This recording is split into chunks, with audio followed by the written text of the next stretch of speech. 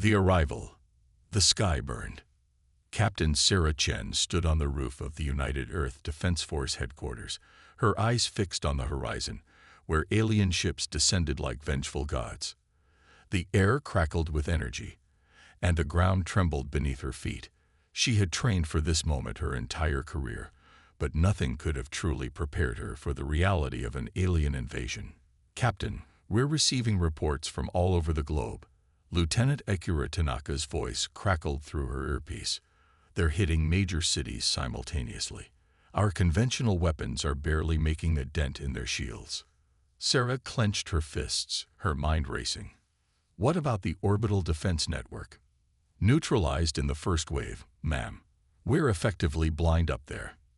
A nearby explosion rocked the building, and Sarah stumbled, catching herself on the railing. In the distance, she could see the sleek, obsidian forms of alien dropships, their hulls shimmering with an eerie blue energy field. Earth's jets scrambled to intercept them, but their missiles seemed to dissipate harmlessly against the alien shields. "Tanaka, get me a direct line to General Okoi. We need to regroup and reassess our strategy." As Sarah made her way back into the building, alarms blared, and personnel rushed through the corridors. The command center was a hive of activity, screens flickering with incoming data and distress calls from around the world. General Adebayo Okoi stood at the center of the chaos, his weathered face set in grim determination. "Captain Chen, glad you could join us. The situation is dire. We're looking at a coordinated attack on every major military installation and population center." Sarah nodded, her eyes scanning the tactical displays. "Sir, our weapons are ineffective against their shielding technology. We need to find a weakness, and fast." As if in response to her words, a young scientist burst into the room, his lab coat askew and his eyes wide with excitement. "General, Captain, I think I've found something." Dr. Ethan Reeves, the lead researcher at UEDF's Advanced Weapons Division, fumbled with a tablet as he approached. "We've been analyzing the energy signatures from the alien shields.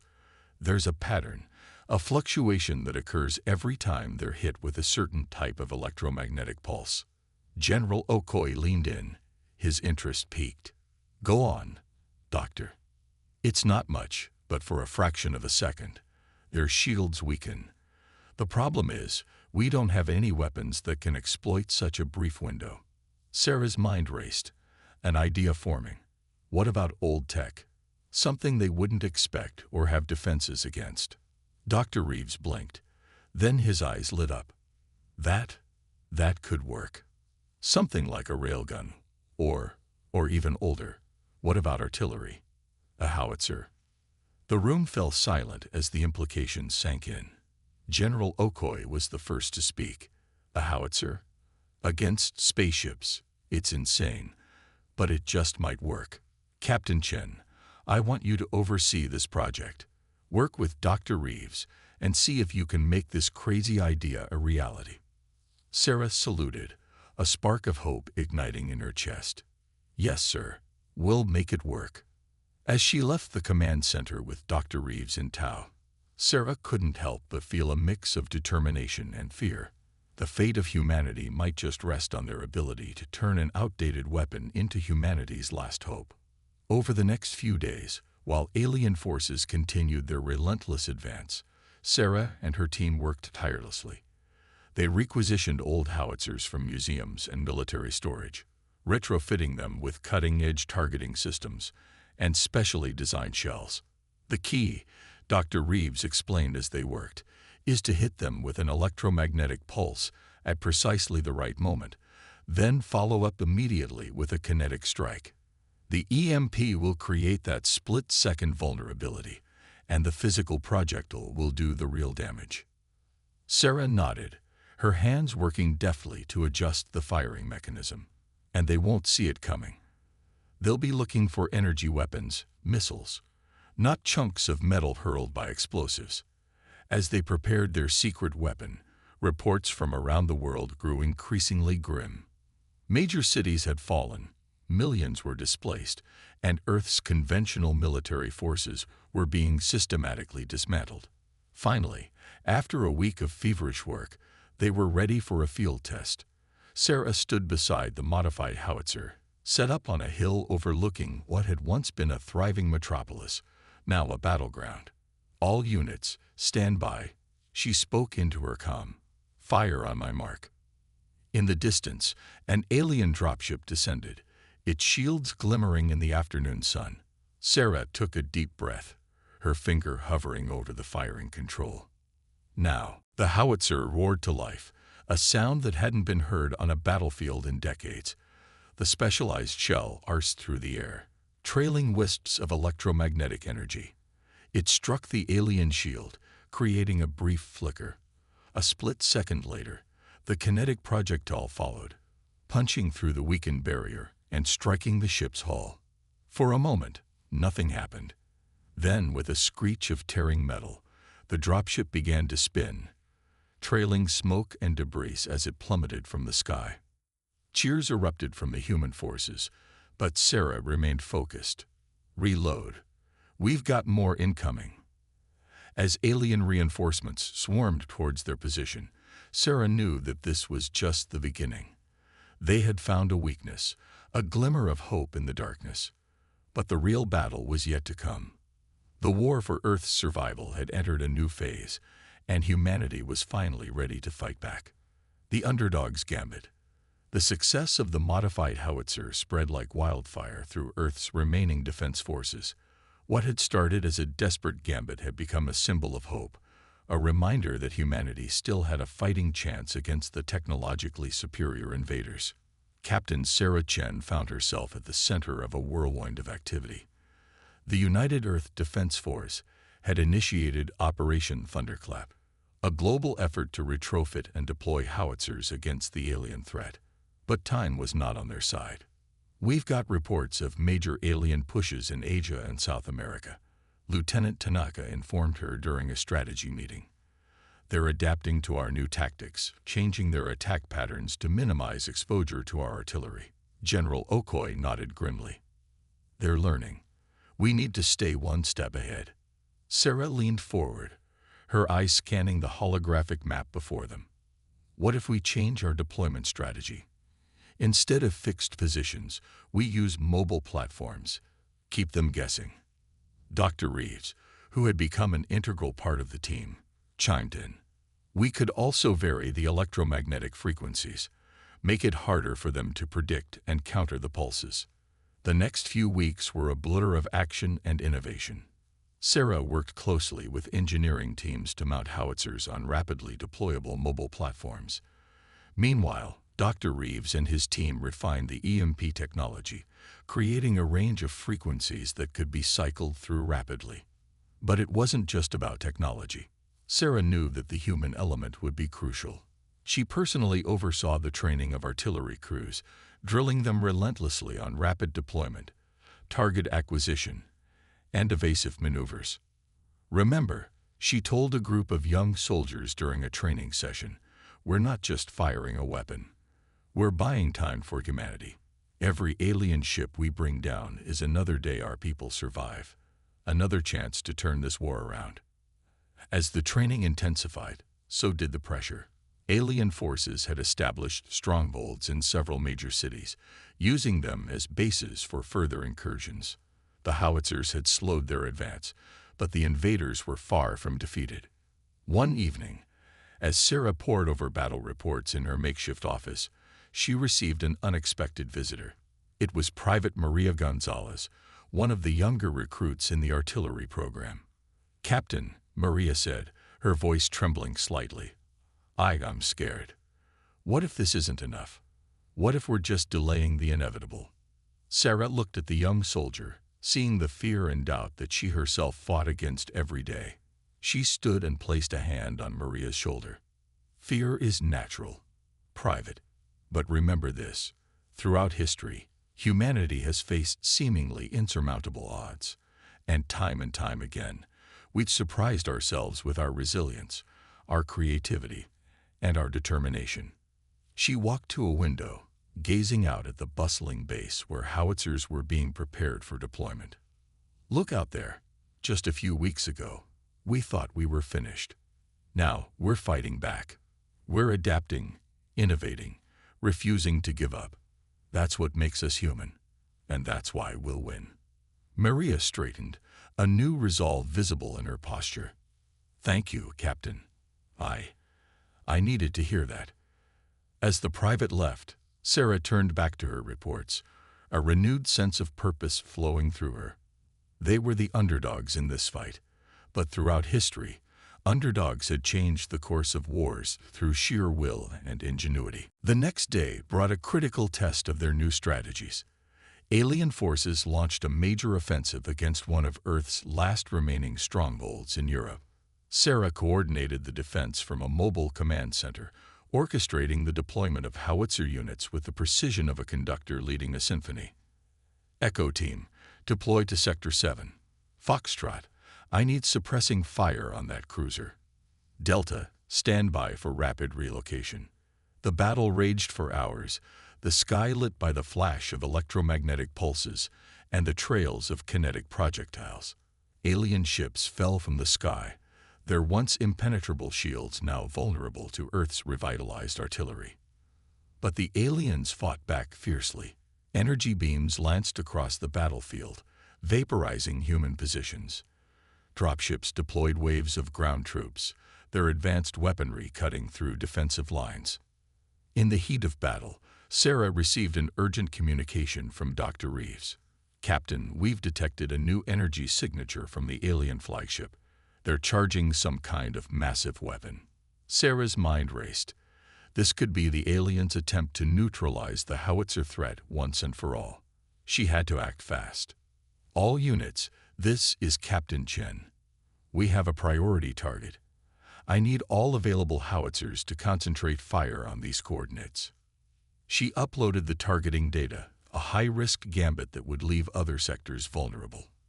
But if they could take out the flagship before it unleashed its weapon, it might just turn the tide of the entire war. Fire at will. The next few minutes were the longest of Sarah's life. Howitzers thundered across the battlefield, their shells arcing towards a single point in the sky. The alien flagship's shields flickered under the barrage, pulses of electromagnetic energy creating brief windows of vulnerability. For a moment, it seemed like it wasn't enough. The flagship's weapon continued to charge, a terrifying glow building at its bow. Then, with a flash that lit up the sky like a second sun, a shell found its mark.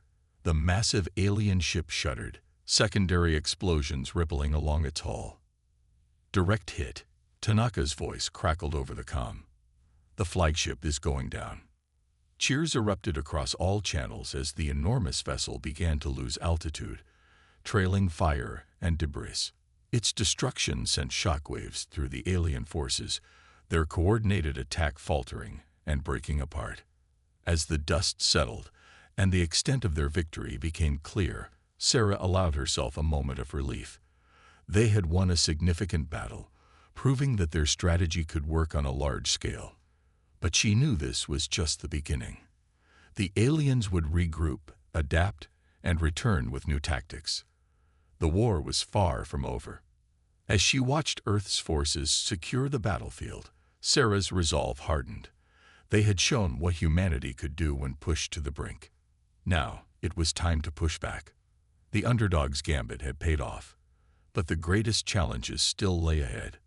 Sarah Chen and Earth's defenders would need every ounce of courage, creativity, and determination to see this war through to the end. The turning point. The destruction of the alien flagship marked a pivotal moment in the war. For the first time since the invasion began, humanity had dealt a significant blow to the enemy. The victory galvanized Earth's defenders and sent shockwaves through the alien command structure. But Captain Sarah Chen knew better than to celebrate too soon. As she stood in the war room of the UEDS mobile headquarters, she could see both the progress they'd made and the challenges that lay ahead. "The aliens are pulling back from major population centers," Lieutenant Tanaka reported, gesturing to the holographic map. "They're consolidating their forces, probably to reassess their strategy." General Okoi nodded, his expression a mix of satisfaction and concern. This gives us a much-needed breather, but we can't afford to let our guard down. Captain Chen, what's the status of our howitzer units? Sarah stepped forward, bringing up a detailed report on the main screen. We've expanded our artillery course significantly, sir. Thanks to Dr. Reeves and his team, we've also improved the EMP yield of our shells. But we're starting to see signs that the aliens are developing countermeasures. Dr. Reeves, who had been quietly analyzing data in the corner, spoke up. She's right.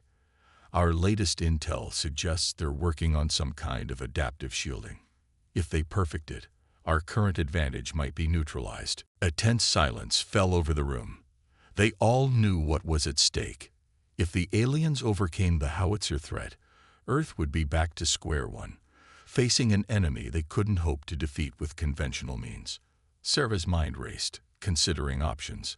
Then an idea struck her. What if we changed the game entirely? Instead of trying to stay ahead of their shield technology, we go after something they can't easily protect. General Okoye leaned forward, intrigued. What do you have in mind, Captain? Their communication networks, Sarah said, her excitement growing as the plan formed in her mind. We've been so focused on taking down their ships that we've overlooked a critical vulnerability. If we can disrupt their ability to coordinate, we might be able to fragment their forces and pick them apart. Dr. Reeves' eyes lit up. That could work. We've collected enough data on their transmission frequencies. If we retool our EMP technology to target those specific bands, we could create a communications blackout. Sarah finished. Imagine alien units cut off from Central Command, unable to receive orders or call for reinforcements. General Okoye stood, a spark of hope in his eyes. This could be the turning point we've been waiting for. Captain Chen, you have full authorization to proceed with this plan. Whatever resources you need, they're yours. The next few days were a whirlwind of activity. Sarah worked closely with Dr. Reeves and a team of communication experts to modify their EMP technology. They reproposed old radio towers and satellite dishes, creating a network that could blanket large areas with targeted electromagnetic interference. As they worked, reports came in of alien forces regrouping for a major offensive. It was a race against time, with the fate of the world hanging in the balance. Finally, on the eve of the expected alien attack, they were ready. Sarah stood in the command center, surrounded by screens showing the positions of both human and alien forces. All units, this is Captain Chen.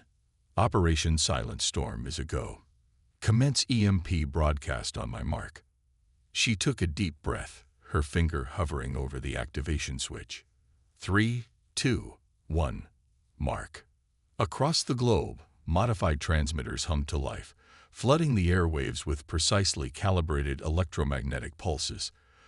For a moment, nothing seemed to happen. Then, chaos erupted. On the tactical displays, alien ship formations began to break apart. Ground units stopped in their tracks, their movements becoming erratic and uncoordinated. It's working, Dr. Reeves exclaimed, his eyes wide as he analyzed incoming data. Their comm systems are completely scrambled. They can't maintain formation or receive orders. Sarah allowed herself a small smile. Now's our chance. All artillery units, commence firing. Air support, you are cleared to engage. Let's show them what humanity can do. What followed was a masterclass in tactical warfare. With the aliens unable to coordinate their efforts, Earth's forces struck hard and fast. Howitzers rained down electromagnetic chaos and kinetic fury, while fighter jets and ground troops mopped up confused and isolated enemy units. For hours, the battle raged across multiple fronts. Sarah coordinated the global effort from the command center, her mind racing to stay ahead of the rapidly evolving situation. Despite the initial success, she knew the aliens would eventually adapt. Captain, Lieutenant Tanaka called out suddenly. We're detecting a massive energy spike from the alien rear lines. I think they're trying to burn through our interference. Sarah's jaw clenched. This was the moment she'd been dreading. Patch me through to Beta Squad, she ordered. A moment later, The gruff voice of Sergeant Rodriguez came through. "Beta Squad here, Captain. We're seeing some heavy activity on our scopes. What are your orders?"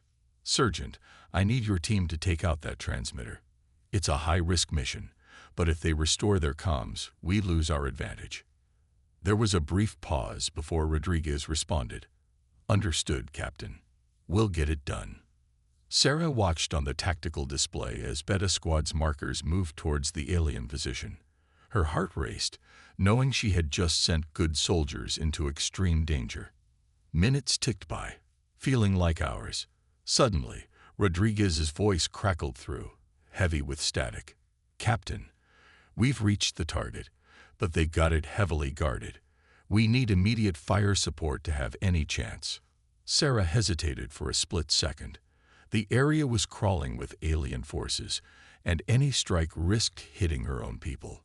But the alternative was unthinkable. "All nearby artillery units, redirect fire to these coordinates," she commanded, inputting the location. "Danger close. I repeat, danger close." The next few moments were tense as shells rained down near Beta Squad's position. The tactical display was a chaos of explosions and movement. "Beta Squad, report," Sarah called out, her voice tense. For a long moment, there was only static. Then, Rodriguez's voice came through, weak but triumphant. "Target destroyed, Captain. Alien transmitter is down. We've got casualties, but we did it." A collective sigh of relief went through the command center. Sarah closed her eyes briefly, silently acknowledging the sacrifice of those who had fallen. "Good work, Sergeant. Medevac is on its way. You've just turned the tide of this war." As Beta Squad was extracted, the full impact of their action became clear. Without their central communication network, the alien forces fell into disarray. Earth's defenders pressed their advantage, driving back the invaders on multiple fronts. Hours turned into days as the battle continued, but the momentum had shifted. Humanity was no longer on the defensive. They were taking the fight to the enemy. A week after Operation Silent Storm began, Sarah stood with General Okoye and Dr. Reeves, looking out over a liberated city. "We've pushed them back to their primary landing zones," Okoye said, his voice filled with cautious optimism. "For the first time, we have a real shot at winning this war." Sarah nodded, her expression determined. "But they're not defeated yet. They'll regroup, try to find a way around our tactics. We need to press our advantage while we have it." Dr. Reeves spoke up, his tone thoughtful. "There's something else to consider. We've seen the extent of their technology, their weapons, but we still know almost nothing about them. Their motivations, their society. You think we should try to communicate with them?" Sarah asked, surprised. "I think we need to understand our enemy," Reeves replied, "especially if we hope to end this conflict for good." General Okoye considered this for a moment. "You may be right, Doctor. Captain Chen, I want you to put together a team. Your mission will be twofold. Continue to lead our offensive, but also seek out any opportunity to gather intelligence on the aliens themselves." Sarah saluted, her mind already racing with the implications of this new directive. "Yes, sir. We'll find a way to beat them, and maybe understand them in the process." As they turned back to the command center, Sarah felt a mix of emotions. They had achieved a major victory, turned the tide of the war. But the hardest part was still to come. The aliens were cornered now, and a cornered enemy was often the most dangerous. The next phase of the war would require not just military might, but diplomacy, intelligence, and a deep understanding of their adversary. Sarah Chen, the captain who had helped give humanity a fighting chance, now faced her greatest challenge yet. As the sun set over the recovering Earth, Sarah steeled herself for what was to come. The turning point had been reached, but the true test of humanity's resilience and ingenuity was just beginning. The alien dilemma. In the wake of Operation Silent Storm, the landscape of the war had dramatically shifted. Humanity, once on the brink of defeat, had pushed the alien invaders back to their primary strongholds. But as Captain Sarah Chen knew all too well, this new phase of the conflict brought its own set of challenges. Sarah stood in a newly established forward operating base, surrounded by holographic displays showing the current state of the battlefield.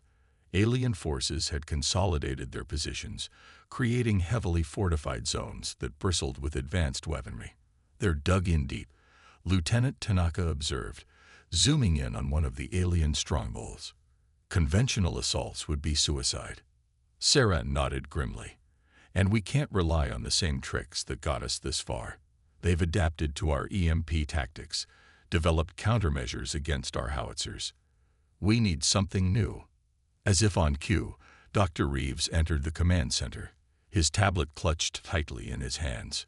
"Captain, I think you need to see this," he said, his voice a mix of excitement and apprehension. He tapped his tablet, and a new hologram sprang to life in the center of the room. It showed a series of complex waveforms and data streams. "What am I looking at, Doctor?" Sarah asked, her brow furrowed. "This," Reeves said, pointing to a particular pattern, "is an alien transmission we managed to intercept and partially decrypt. It's not tactical data or battlefield commands. Well, I believe it's a distress call." The room fell silent as the implications sank in. Sarah leaned in closer, studying the alien communication. A distress call. To whom? Reeves shook his head. "That's unclear. But the tone, the repetition of certain patterns, it has all the hallmarks of a plea for help or reinforcement." Sarah's mind raced. This was potentially game-changing information. If they're calling for help, that means they're more vulnerable than we thought, Tanaka finished. "Or more desperate," Sarah added. She turned to Dr. Reeves. "Can you tell me anything else about this transmission? Any clues about their situation, their mindset?" Reeves hesitated. "It's mostly conjecture at this point, but there are elements in the message that don't align with what we've seen of their military communication. It's more emotive, for lack of a better term." Sarah raised an eyebrow. "Emotive? You mean they have feelings?" "All evidence suggests they're a sentient, advanced species," Reeves replied. "It stands to reason they would have emotions, even if they're alien to us. This message, it carries a sense of urgency, perhaps even fear." The implications were staggering. Up until now, they had viewed the aliens as an implacable, almost mechanical enemy. The idea that they could experience fear, that they might be calling desperately for help, added a new dimension to the conflict. Sarah paced the room, her mind working through scenarios. This changes things. If they're truly vulnerable, truly afraid, we might have an opportunity here. Not just to win the war, but to end it. She turned to her team. "I want to know everything we can about their current situation. Supplies, troop movements, energy readings, anything that might give us insight into their state of mind. And Dr. Reeves, keep working on that transmission. See if you can decode any more of it." As her team sprang into action, Sarah couldn't shake a nagging thought. If the aliens were capable of fear, of desperation, what else might they be capable of? Understanding, reason, even empathy. Over the next few days, a clearer picture of the alien situation emerged. Their resources were indeed strained, their forces stretched thin. The loss of their central communication network had done more damage than initially realized, fracturing their command structure and causing infighting among different factions. Sarah pored over the reports, trying to piece together a strategy that could exploit these weaknesses without resorting to wholesale slaughter. The more she learned about the aliens, the more she began to see them not as faceless invaders, but as a complex, albeit hostile, civilization. One evening, as she was reviewing the latest intelligence, she received an urgent summons from Dr. Reeves. She found him in his lab, surrounded by screens filled with alien symbols and waveforms. "Captain," he said, his voice trembling with excitement, "I've made a breakthrough. I've managed to translate a significant portion of the alien language." Sarah's eyes widened. "That's incredible, Doctor. What have you learned?" Reeves took a deep breath. It's not what we expected. The aliens, they call themselves the Vorkath. And according to these transmissions, they didn't come here to conquer us. They came here to escape. Escape? From what? Some kind of catastrophe in their home system. A stellar event, maybe, or a war. It's not entirely clear, but Earth wasn't their first choice. They were desperate, looking for any habitable world. Sarah sank into a chair, her mind reeling. So all this destruction, this war. A tragic misunderstanding, Reeves finished. They saw our technology, our military, and assumed we would be hostile. So they struck first, hoping to secure a new home for their people. The revelation hit Sarah like a physical blow. All the death, the devastation, born out of fear and desperation on both sides. She thought of all the soldiers she'd sent into battle, the cities reduced to rubble, the lives shattered. But amidst the shock and grief, a new possibility began to form in her mind. "Doctor," she said slowly, "if we can understand them, communicate with them." Reeves nodded, catching on to her train of thought. "We might be able to end this war without further bloodshed." Sarah stood, her resolve hardening. "We need to get this information to General Okoye immediately, and I want you to start working on a way to transmit a message to the Vorkath leadership. If there's even a chance for peace, we have to take it." As she left the lab, Sarah felt the weight of responsibility pressing down on her. The fate of two species now hung in the balance. Could centuries of human conflict and mistrust be set aside in the name of peace? Could the aliens overcome their fear and desperation to see humans as potential allies rather than enemies? The next phase of the war would not be fought with howitzers and EMPs, but with words, understanding, and the hope for a future where humans and Vorkath could coexist.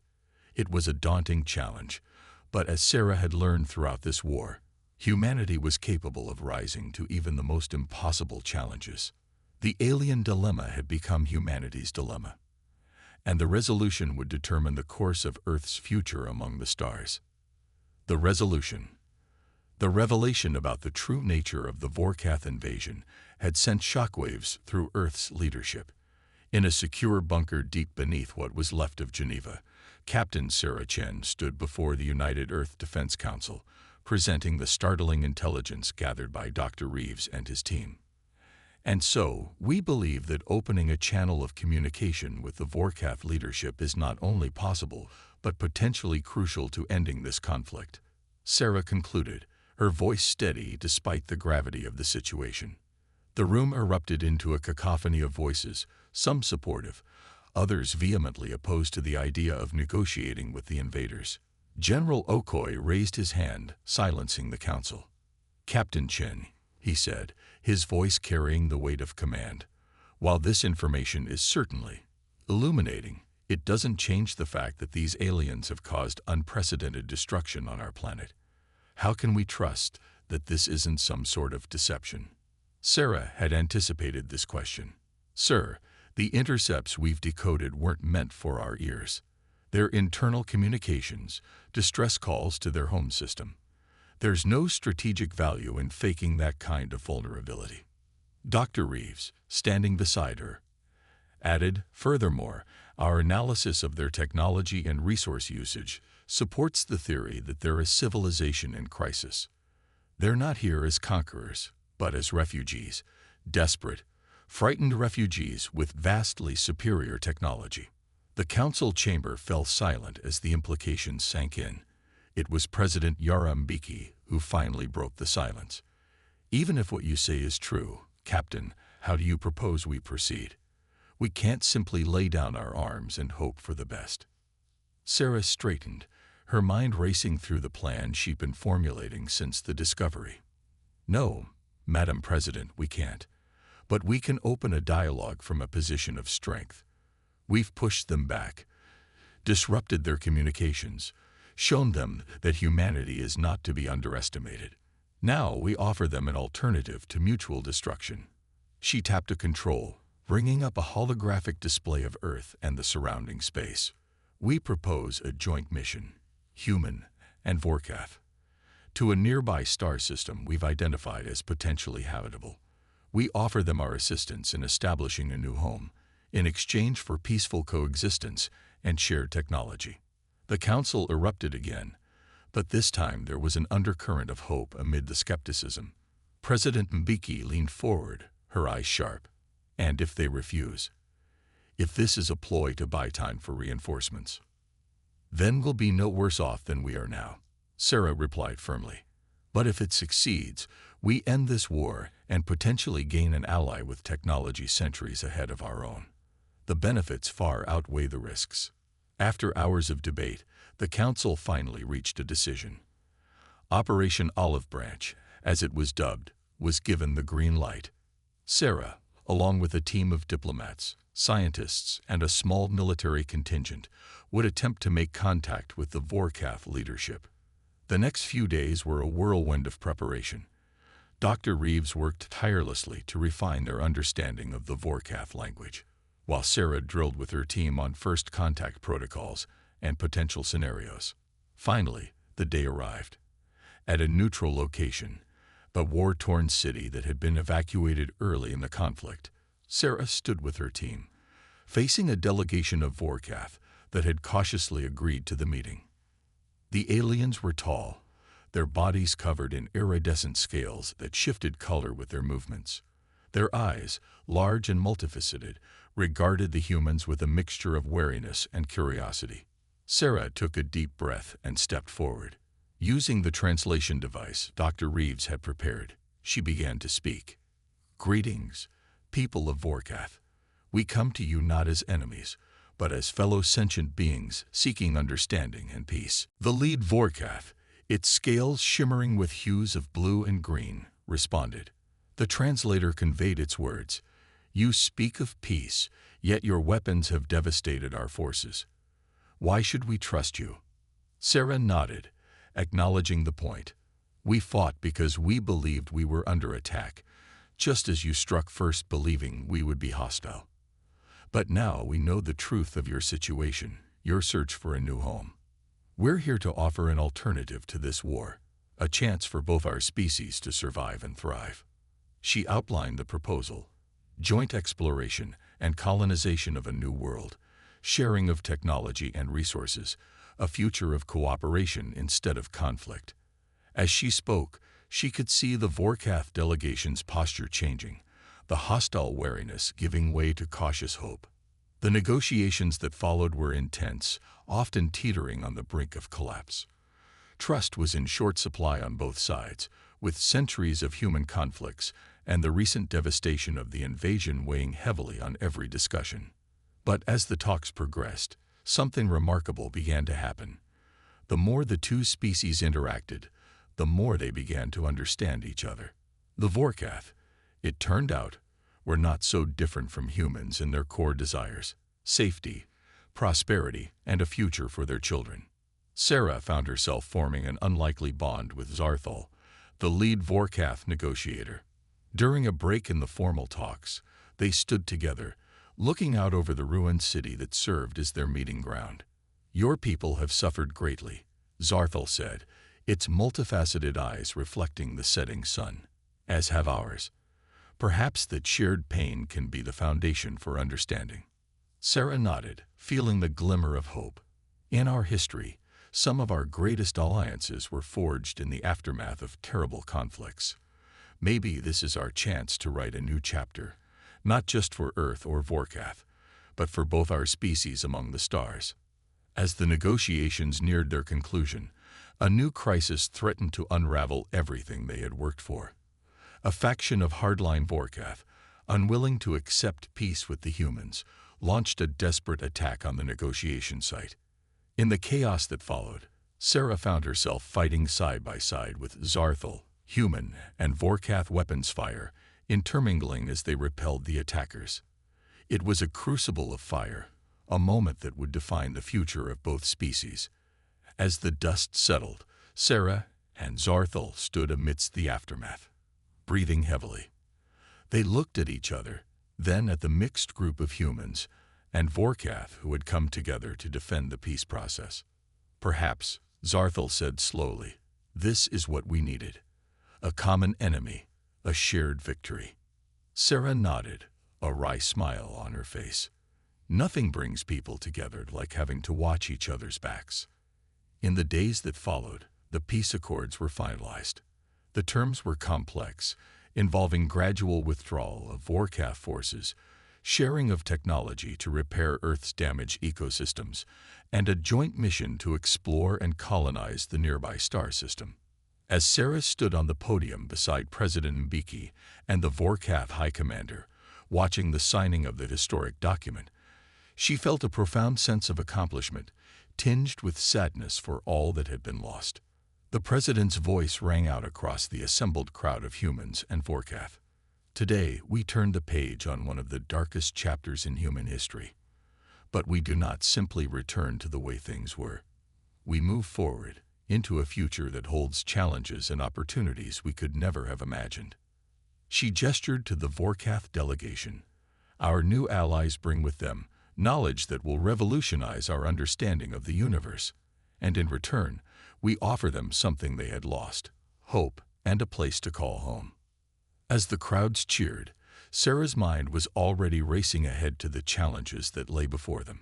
Integrating Warcraft technology, preparing for deep space exploration, rebuilding Earth's shattered cities. The work was only beginning. But as she looked out at the sea of faces, human and alien alike, she saw something that filled her with determination. In their eyes, she saw not just relief at the end of the war, but excitement for what was to come. Humanity had faced its greatest trial and emerged not just victorious, but transformed. They had taken their place among the stars, not through conquest, but through understanding and cooperation. As the ceremony concluded, Dr. Reeves approached Sarah, a twinkle in his eye. "So, Captain," he said, "ready for our next adventure?" Sarah grinned, feeling the weight of the past few years lifting from her shoulders. "You know, Doctor, I think I am. We got a whole universe to explore, and this time, we're not going alone." She glanced up at the sky, where the first stars were becoming visible in the twilight. Somewhere out there was humanity's future, and for the first time in a long while, that future looked bright. The war that had begun with the thunder of alien ships entering Earth's atmosphere had ended not with a bang, but with a handshake, and in that ending was a new beginning. For Earth, for the Warcraft, and for the galaxy that awaited them. As Sarah Chen, once a captain in Earth's desperate defense, now a leader in humanity's cosmic endeavor, stepped off the podium, she knew that the greatest adventures still lay ahead. The story of humanity among the stars was just beginning, and she couldn't wait to see where it would lead.